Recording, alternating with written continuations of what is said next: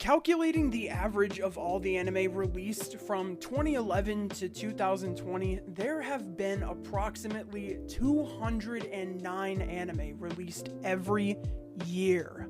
Obviously, that's way too many for someone to watch every single one of them. What this means is there's more than a few anime that completely fly under the radar and get swept under the rug. Alright, today I'm talking about one of those series that released in 2015, and that series is Death Parade.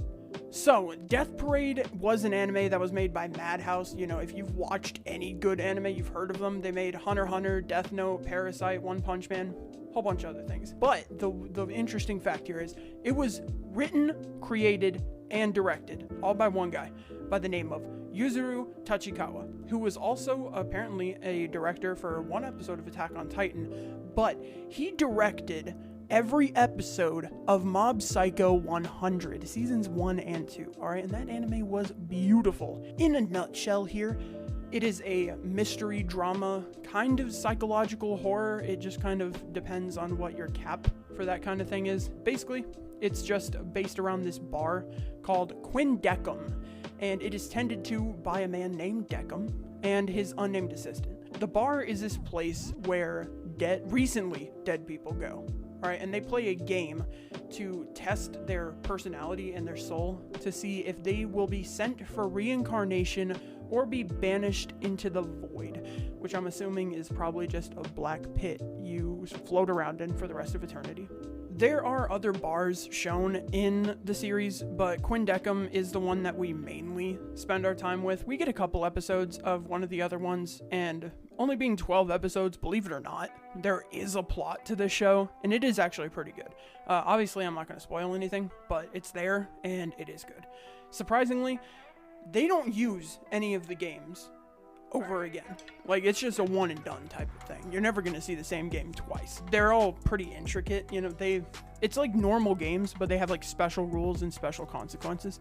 So like a simple game of darts can like break your psyche, and they literally have air hockey deciding your fate for eternity. I recommend you just not look up anything about it and just try to go into it as blind as you can. You know, it's a 7-year-old anime and it has a cult following. Like, I'm not part of that, but it's pretty good. So you'll at least find one spoiler if you look into it, whether that be someone who shows up in the series, one of the games they play, etc. I've already given you 2 of them. Luckily, those are from like beginning episodes, nothing like super into the series. I watched the anime a few years ago. You know, I've watched it one more time since then. I want to say one more time, and it holds up. All right, it's not like one of those shock factor shows. It's actually good. Like, you grow to like pretty much every character, even like the random dead people. Like, you grow to like all of them. So give it a shot if this sounds like your kind of thing, because I know there's a lot of people who like, they don't like stuff like this. Like, they don't really like the mystery stuff. It doesn't really have any fights in it either. So if you really are just like an action craving kind of viewer, this is not your show. I would highly recommend that you do not watch this. But if this sounds interesting to you and this sounds like you might like it, definitely give the first and second episodes a shot. You know, it's not a complex story, so you're really not missing a whole bunch. You don't have to watch 3 episodes, but the first episode is a really good setup to what the rest of the series is, and the second episode is really where it kicks in.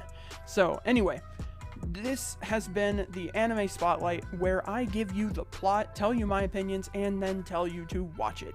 If you found this video helpful, or if you've already seen Death Parade and just agree with what I said, go ahead and drop a like on this video, and be sure to give me more recommendations for more Anime Spotlights to come out in the future. With all that being said, I will see you guys in my next video.